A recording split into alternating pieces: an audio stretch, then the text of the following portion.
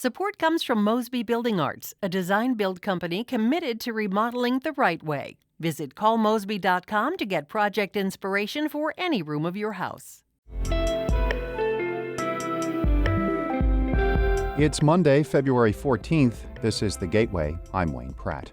St. Louis nonprofit Rung For Women is helping low-income women move up the economic ladder through a personal coaching program. I've learned how to be bold and courageous, and I wouldn't have been able to find this had I not started doing things differently. In just a few minutes, St. Louis Public Radio's Corinne Ruff will report on a group of women she followed in the first 9 months of the program. The Missouri Senate is pausing debate over the state's new congressional district map. That's after a rare Saturday session where members tried to strike an agreement on drawing the new boundaries. Senate Majority Leader Caleb Rowden says the Senate would be stepping away from redistricting and focusing on other legislation. Republican Senator Holly Rader discussed the issue Friday on the chamber floor. I think it's important to note that with this product, it is supposed to not be partisan. It's supposed to be reflective of the voters of our state. Senate leaders have not decided when debate on the congressional boundaries will resume. 4 Missouri Republican Senate candidates are trying to distinguish themselves in advance of August's primary. St. Louis Public Radio's Eric Schmidt reports the candidates used the state GOP's annual Lincoln Days event over the weekend to paint the race as a battle among the experienced and outsiders. Attorney Mark McCloskey, Missouri Attorney General Eric Schmidt, and U.S. Representatives Billy Long and Vicky Hartzler each made their case to a filled ballroom at the candidate forum in St. Charles. Former Governor Eric Greitens was invited but did not attend. McCloskey and Schmidt both sought to distance themselves from Long and Hartzler. Schmidt says Washington outsiders like him are more valuable than those with experience on Capitol Hill. This is not the time to send the same folks back there who've been part of the D.C. establishment, folks. Now is the time to send a proven fighter. Schmidt says the lawsuits he's filed against school districts over masking illustrate this point. It's this aspect of his campaign that resonates with some Missourians and why they see the Attorney General as a leading candidate. I'm Eric Schmidt, St. Louis Public Radio. A prosecutor will not charge a St. Louis Post-Dispatch reporter who exposed a state database flaw that allowed public access to thousands of teachers' Social Security numbers. Cole County Prosecutor Locke Thompson has released a statement saying the issues at the heart of the investigation have been resolved through non-legal means. Republican Governor Mike Parson announced the investigation in October after a Post-Dispatch reporter informed the state of a significant data issue that exposed the teacher's information. The newspaper held off publishing a story about that flaw until the state fixed it.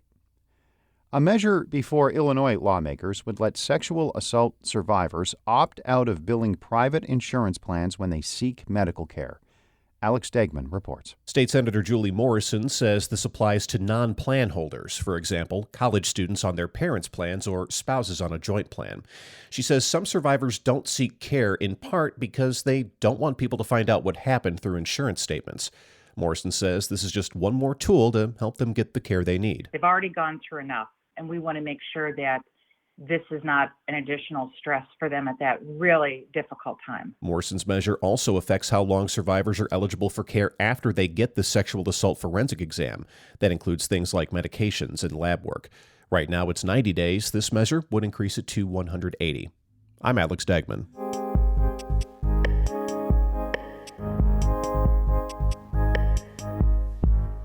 The U.S. Census Bureau says women hold a disproportionate number of low-paying jobs. Local nonprofit Rung For Women is trying out a new strategy to help women land better-paying opportunities. St. Louis Public Radio's Corinne Ruff followed a group in the first wave of the program to see how it shaped their lives. Free meals, yoga classes, and daycare are just some of the perks available at Rung For Women. But the real selling point is access to one-on-one personal coaching.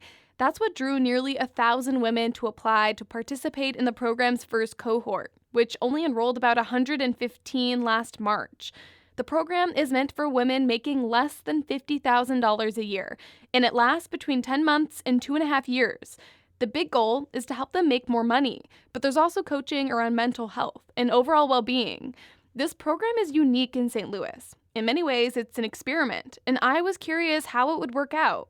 So for the first 9 months, I checked in periodically with 3 women from very different backgrounds to see if they were achieving what they set out to do. First, I met Carmen Ward. She's a 43-year-old Black woman with short natural hair and a big personality. She lives in the Penrose neighborhood of North St. Louis with her adult son, Paul, who has autism. Carmen says she found out about Rung during a difficult period of her life. I had quit a job that was not in my purpose. And at that point, I was deep in my depression. I was angry, I was bitter, and I was broken.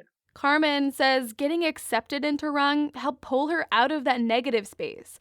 Now she wants to focus on finding herself and a job that aligns more with her passion for advocacy work.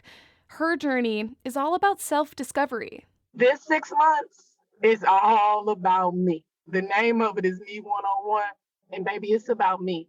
Next, I met Kelsey McClure. She's a 34-year-old white woman with a red pixie haircut. Since college, she's bounced around and lived in different countries, always falling back on bartending and her knowledge of craft beer to make money.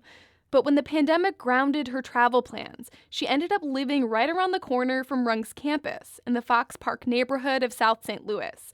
She wants to use this opportunity to find stability. I want to be able to think about my life as not as an immediate need or a quick fix, but as in terms of longevity, which is wild for me to even say because having a 5-year plan is something that I have never been able to do. For now, Kelsey is working at a bar in a restaurant, but she's hoping her experience at Rung will help her pivot out of a public-facing job in the industry. The last woman I met is 26-year-old Sydney Ojikiri, who lives in the Central West End. She grew up with a mix of cultures that she says makes her resilient. Her dad is from Nigeria, and her mom is American, of Puerto Rican and Dominican descent. Sydney is always trying to take care of her family, and there's a lot going on in her life. At the beginning of the program, she was a contract marketing consultant for Wells Fargo, but her big goal is to land a salaried job. Just because contract jobs kind of gives me a little bit of anxiety, honestly, just because your contract might end, might get dropped off or whatever. Over the next 5 months, Sydney, Kelsey, and Carmen dedicate about 5 to 10 hours a week to working with their personal coaches and in small groups. They also explore hobbies. Ever since Carmen took a class on how to grow basil, she's been spending a lot of time in Rung's community garden. On a humid summer morning, she's looking for ripe cucumbers. It's only been a few days, and it's time to reharvest again. Carmen has been going through a hard time lately with car and money troubles, but she says coming to the garden is healing for her. It's like I hit a crisis, and I felt like my world was just crumbling around me, and the only thing that was here was this. So I had my therapy, and I'm talking to my transformational coach, but it wasn't enough. There's a lot about her situation that she can't control. But Carmen says spending time in the garden helps her think about what she needs to get through each day. I've learned how to be bold and courageous, and I wouldn't have been able to find this had I not started doing things differently. 5 months in, Sydney has been making a lot of progress too. When I meet her on Rung's campus, she's bubbling with news to share. So how's it going? Everything, so much has changed. So much has changed. I can't even adapt to it right now. So I got a new job. She's now a project manager at Anheuser-Busch. The job is exactly what she wanted, a salaried position with paid time off, great benefits, and a 401k. Sydney says she feels relieved because for months she'd been anxious about why she wasn't getting many interviews. Me being a Black girl with natural hair and being worried about I was going to get judged or not get a call back because I dyed my hair blonde randomly. I was just, just overthinking. So it was great to get confidence put back in me. No, if they're worrying about your hair color or your skin, that's not the job for you. That's not the company for you. Sydney says this is a big lesson in self-confidence for her, knowing that she can land a job while being fully herself. About 8 months in, many women are focusing on career training and transitions. Kelsey is trying to figure out how to find her place in the craft beer industry. Her counselor helped her make a big realization. Working in a public-facing job in the service industry isn't the healthiest option for her. She's experienced sexual assault and harassment in that environment. I have learned how to name and understand what feelings or uncertainties I have with the industry and my position within it. And then that way I can actually solve that problem. She says Rung taught her to identify and listen to her needs, and that gave her the confidence to hold out for a job that supports a healthier lifestyle. 9 months into the program, everything lined up with the job.